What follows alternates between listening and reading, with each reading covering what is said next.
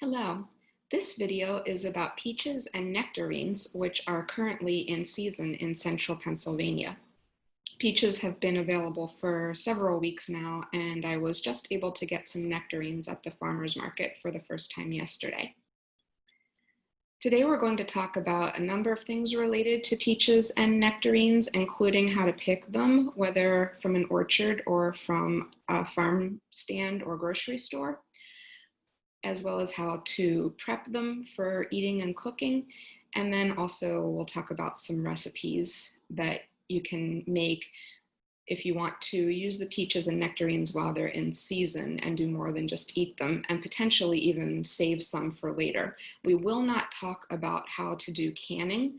That is for a different time.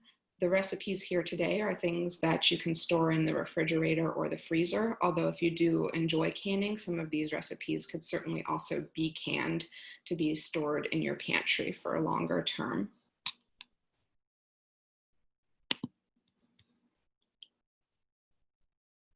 One of the things to think about with peaches and nectarines is what should they look like? Most of the time, if you're picking them from a grocery store or a farmer's market, obviously they've already been taken from the vine. And what you want to think about is, are you ready to eat them? Or do you want them to last a little bit longer because maybe you want to eat them through the week, or maybe you want to cook or bake with them, but you're not going to do so right away? The two things to think about with peaches and nectarines is, what color are they? And this is important both for picking from the vine and for selecting from a farmer's market or store. If they have any green to them, that means that they're not fully ripened yet. If they are completely yellow, red, depending on the variety of the fruit, then that means that they have begun to ripen fairly well, although they may not be fully ripened yet. The other thing then that's good for thinking about peaches and nectarines is not just the color. If you look at this peach, you can see that it's pretty yellow now. Yesterday it was somewhat green. And the same goes for this nectarine. This was a bit green yesterday, and I do have some pictures I can show you in a moment on another slide. But now they have the right color. So the question is, are they ready to eat or cook with yet? The other things you can do is you can test them for the softness. If they are still extremely hard or very firm, then that means that they can ripen a bit more. You obviously want to be careful. You don't want to squeeze them, especially peaches. Peaches tend to get pretty soft once they're ripened. So if you squeeze it, you're going to bruise it. Nectarines have a bit more firmness to them so that you could just squeeze very, very gently and give, but you also don't want to squeeze very hard. And the other telltale sign is to sniff. If the fruit is ripened, it's going to have a nice aromatic fruit smell to it, kind of ambrosia kind of smell. Obviously, right now, I don't want to recommend with COVID-19 when we have to be wearing masks and we need to be careful about spreading this disease. I don't want to recommend if you go to a grocery store or farmer's market that you sniff the fruit. But if you have a tree in your own backyard, or if you've brought them home and now are just testing them to see if they're ready to go, certainly you can sniff the fruit to see if it's ready. But I definitely don't recommend that you sniff it in the grocery stores, or even if you're out in someone else's orchard right now. That could be a potential issue if there are people nearby. We can wash this fruit, but it's really not recommended that you do that. I can show you here.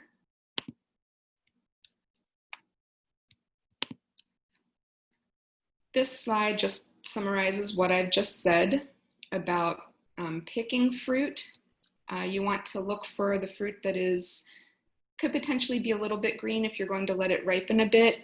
But if you want it to be really sweet, you want to make sure that you wait until the fruit is no longer green to pick it, because with peaches and nectarines, they only continue to sweeten while they are on the vine. So when they're picked early and they're still green, if you want a tart fruit, then that's great. The nectarines that I got yesterday from the market, like I said, had a green tinge to them.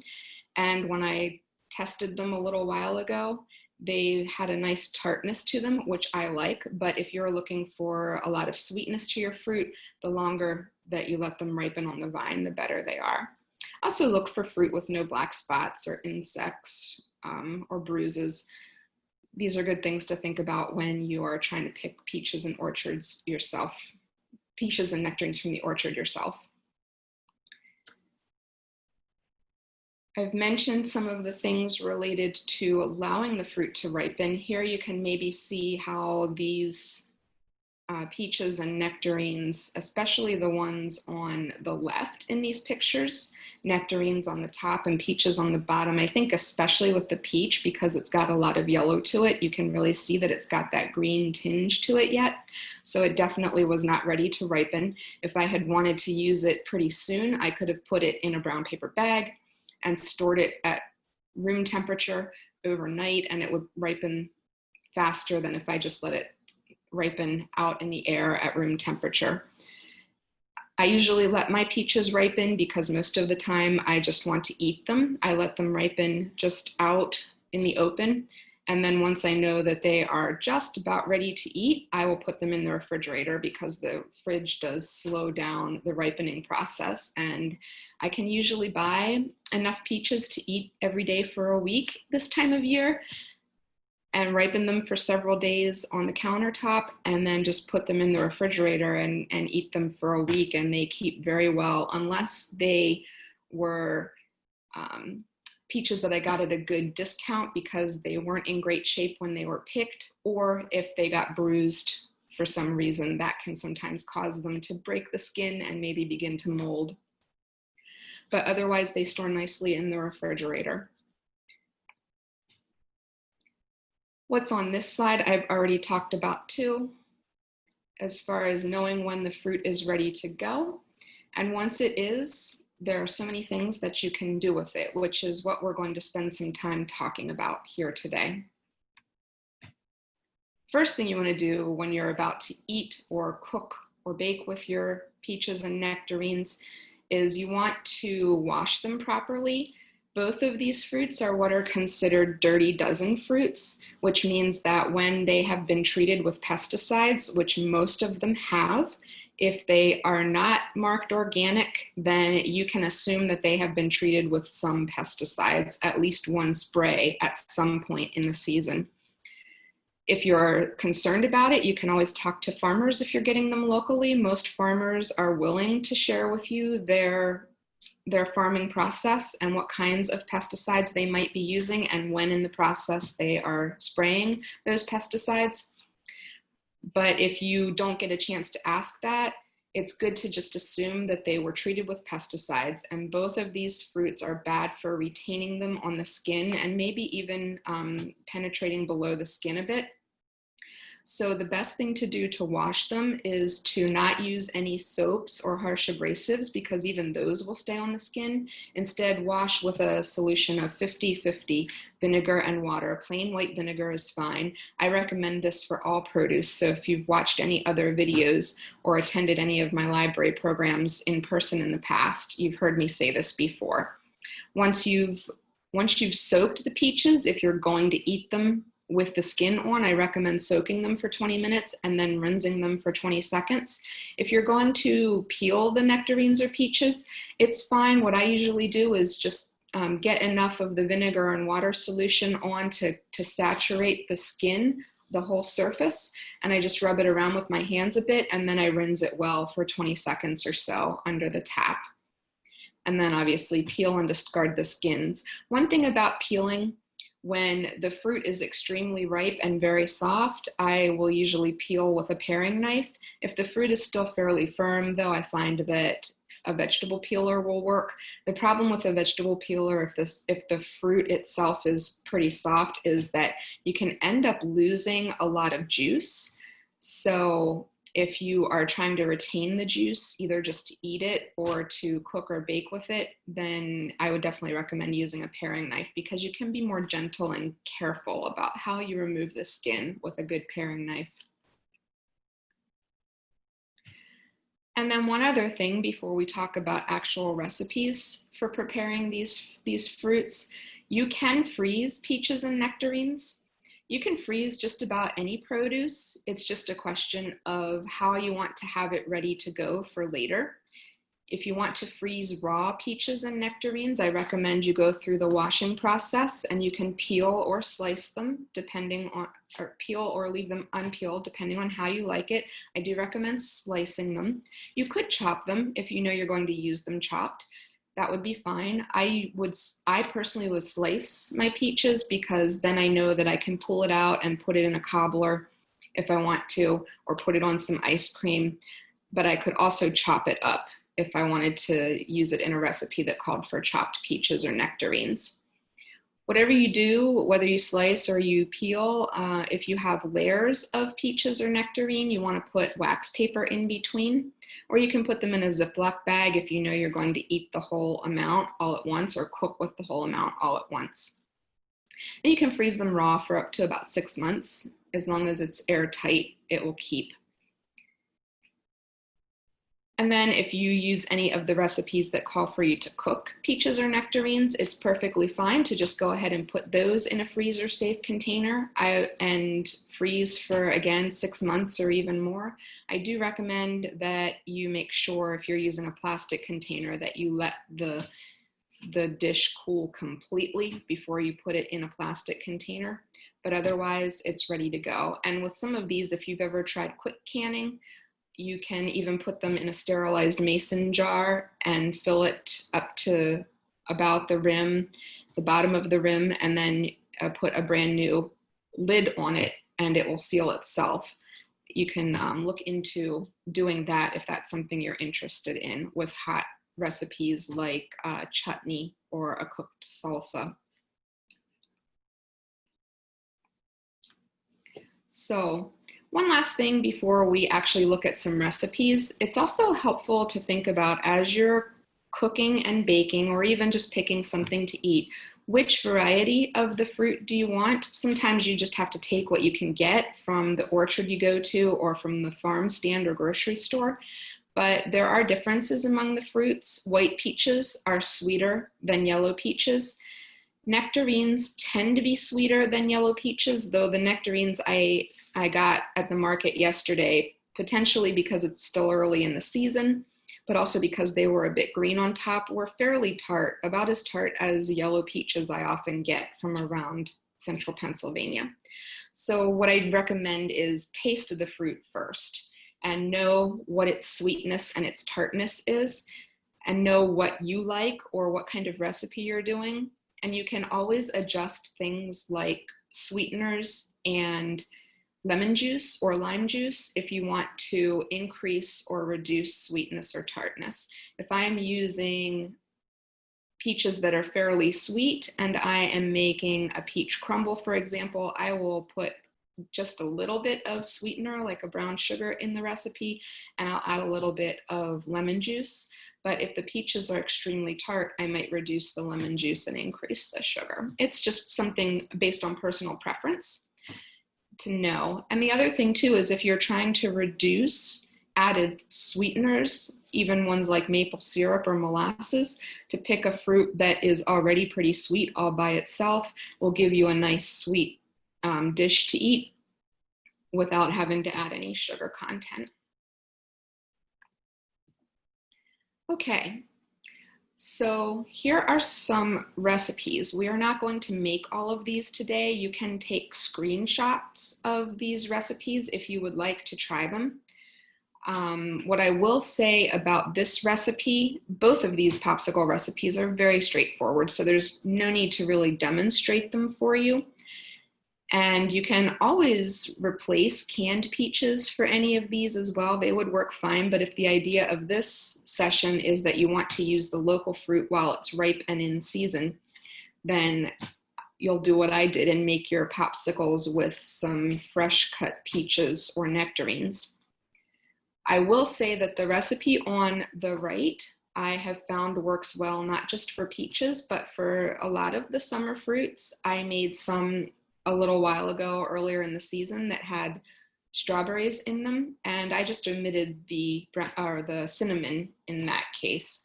And again, I think with all of these, you can adjust your sweetness and your tartness. Once you've pureed everything, you can always taste it and see if it needs a little something, if it needs a little more sugar or if it needs a little bit more lemon juice to make it the tartness or sweetness you like. Don't be afraid to adjust those things. The other thing to note about these two recipes is, and I think that's true anytime you are pureeing any of this fruit when it is at room temperature or fridge temperature, not frozen, is you want to, once you've pureed everything, you want to tap the blender or the food processor to get all of the air bubbles out before you pour it into the popsicle molds. So here's a picture of the popsicles that I made. And you can see on the left, I made some of the peach cinnamon popsicles, and then I had some of the strawberry popsicle, which at this time I actually made with some organic strawberries that are no longer local since they're past their season. But they are a favorite, so I made some of those alongside the peach cinnamon ones, which I'm looking forward to eating myself because peaches are honestly my favorite summer fruit. This is another recipe we are not going to make, but I recommend it. It's a nice, easy recipe, fast, and it's also fairly healthy. You just need some sliced fruit, and preferably frozen. If it's frozen, that makes it easier to make the sorbet and have it ready to go. But you can also make it with fruit that you've just sliced, or even with a can of peaches, if that's what you prefer to do, whether you do your own canning or you have a can from the store. You basically mix all of these ingredients and put them in a blender too. And as I said with the popsicles, if you are using room temperature or fridge temperature fruit, you can just tap it. You can also freeze peaches, as I gave you the instructions a little bit earlier. That's what I did when I made this sorbet. I just went ahead and froze the peaches so that when I was ready to eat the sorbet, I put it all in the blender. And I didn't need to add any extra juice in order to make it ready to go. It worked pretty well with the proportions that were here. And the nice thing about this, I did not add any sweetener to it because peaches are fairly sweet on their own, and so is orange juice. Both of them are tangy, but they were both also somewhat sweet. So I did not add any maple syrup. I didn't add any lemon juice either, since they were a nice tangy. If I used white peaches, I might have added some lemon juice. But in this case, I just followed the recipe without the sweetener or the lemon juice, and it worked out really well. No sugars added. And as you can see here in this picture, I've eaten it plain. It's really good that way, but it's also nice crushed up with a scoop of vanilla ice cream on top. And then it's kind of like Rita's gelati with their Italian ice and their frozen custard. And you can make it yourself at home. One other cool recipe for summertime that we are not going to make, so you can just take a screenshot of these two if you'd like, recipes for fruit soda and for agua fresca. The difference is the soda is made with a sparkling water because sodas are fizzy, but the agua fresca is made with plain either tap water or bottled still water, but agua fresca is not a sparkling drink. So you can make whatever you prefer depending on what kind of beverage you like. And the nice thing about these two recipes, they're easy to make, and you can freeze the puree or the syrup that you make and store it longer term if you'd like. I will make some of this. I haven't made any yet this season, but what I want to do is freeze some, and then I can use it later to put in tea. You don't just have to use it for soda. You could also use it to put in your tea, either the puree or the syrup. If you want to make some white, green, or black tea and make a peach or nectarine flavored tea, and you can do that as an iced tea, or in the wintertime, I would do it too as a hot tea. That would also be nice and flavorful and a nice way to enjoy the peaches and the nectarines well beyond their season. So the recipe we are actually going to make today, in fact, I already have it simmering because it takes 30 to 35 minutes for it to get to the thickness that it should be, is a peach chutney.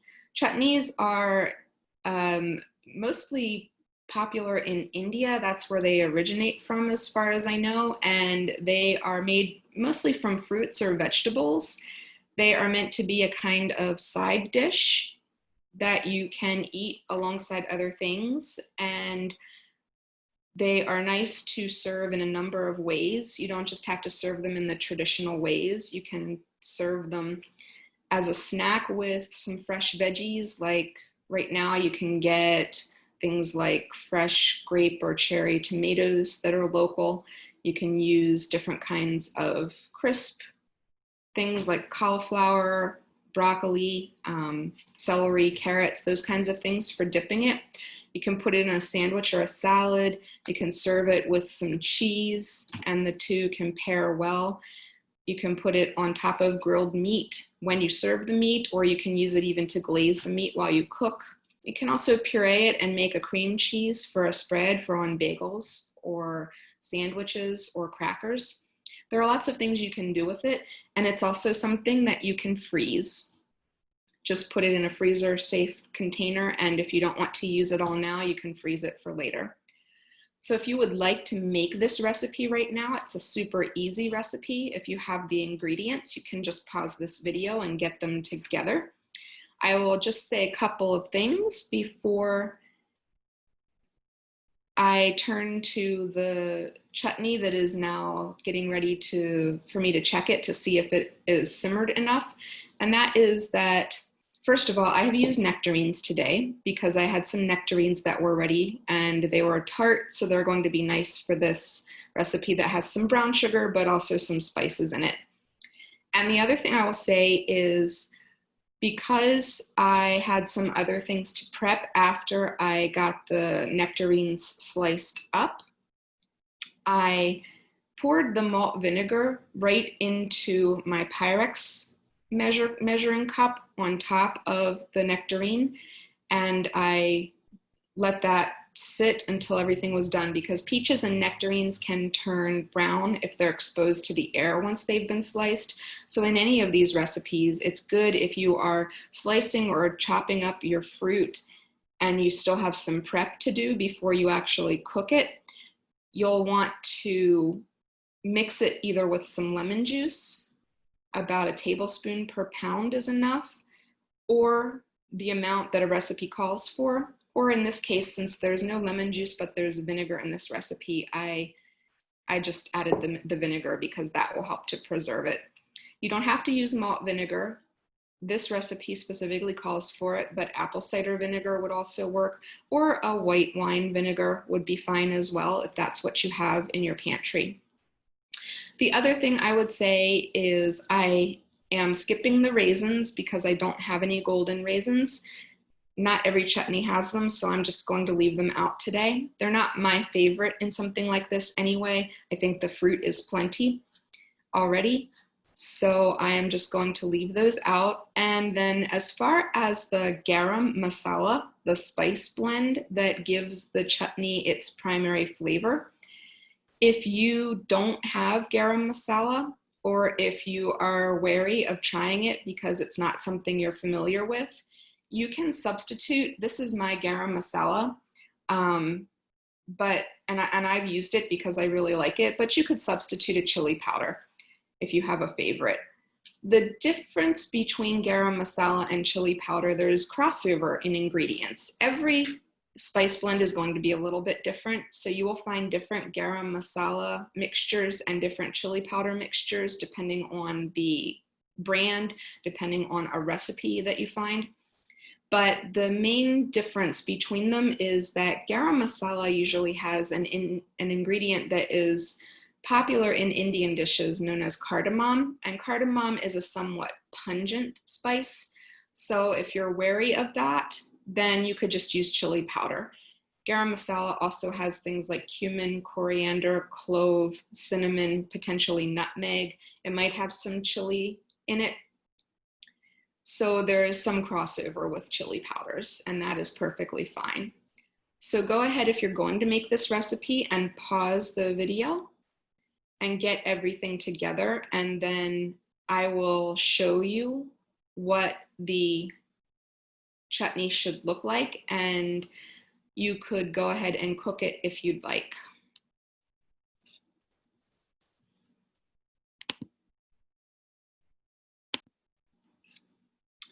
So here we have our chutney. It's cooked for about 35 minutes, and we can take a look at it and see what it should look like when it's done. It's a super easy recipe, so you can just put all of the ingredients in a pan or a pot like I did and let it simmer for about 30 to 35 minutes, and I can show you what it should look like when it's ready. So this is the pot of chutney, and as you can see, it's nice and thick now. So it's ready to go, and I'll just let this cool on the countertop until it's cool enough to transfer.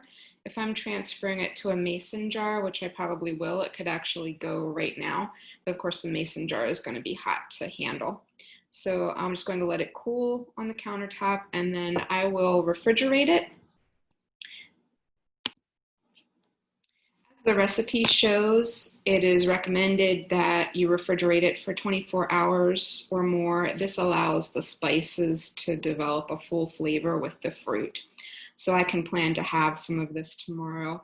Maybe I might eat it with an Indian vegetable stew that I made. I can just have the two side by side, but there are plenty of ways if you're not big into Indian food or don't want to go to the trouble of either ordering takeout or making other dishes. There are plenty of things you can do. And right now, lots of light, refreshing things that you can eat, like the raw veggies, or just have a sandwich and those kinds of things, or cheese, as I mentioned before. This recipe for spiced peaches is a similar kind of idea to the chutney, except that in this case you slice the peaches or the nectarines, and the seasonings are a little bit different. Depending on what you like, you can include or omit the pepper. The cayenne can make it hot. You can always add more, or you can reduce it. You can also reduce other spices if you don't care for them as much. When I made it, I reduced the clove because I'm not a huge fan of clove. I like a little clove in dishes, but I usually cut the clove amount in half in most dishes that I make. So this is easy. You cook it in a similar way to the chutney, and it should look about the same. It's just that the flavor is a little different, and this can be served as a dish alongside everything else that you eat with your meal. It can be a nice snack. If you like to pair spicy with sweet, you could eat it with things like waffles or French toast, or you can have it with your savory meals. Both are nice. And the nice thing about fruit like nectarines and peaches is that when you pair it with something savory or spicy, the balance is nice on the taste buds, I think. So that concludes the video. I hope that you found something interesting and helpful, perhaps some recipes you'd like to try. In general, I'll conclude just by saying that some of the recipes that I've included here, I've actually substituted peaches or nectarines for mangoes. In fact, chutney is traditionally made with mangoes, but they are not grown locally around here. And so they are never going to be quite as ripe or flavorful as if we had mangoes that were growing in central PA, or we lived somewhere that had mangoes growing locally. So I will sometimes substitute. The texture and flavor are different, but they are somewhat similar in density, and so they make a nice substitution for mangoes, like I did with the chutney. And then the other thing to think about is the sky is the limit with nectarines and peaches. I love to just eat them this time of year. I like to put them in my yogurt for breakfast. I love to make the traditional things like pies and crumbles, but they are also great in spicy foods and with savory things like as a glaze for a meat or for your vegetables. So don't be afraid to look around for recipes and to think about just what do you like. If you like a lot of savory foods but not super spicy, you'll find some recipes out there for things like a glaze for your meat or your vegetables that's not super hot, like maybe a peach barbecue sauce or a bourbon glaze, something like that. If you like spicy foods, I've shared a couple of dishes here today you could try, but there are certainly others. And you can mix these dishes with a lot of different things depending on what you like to eat. Thank you for your interest, and I hope to see you next time, maybe in person for the next Seasonably Good, but it might still be online given the current situation with COVID-19. So take care.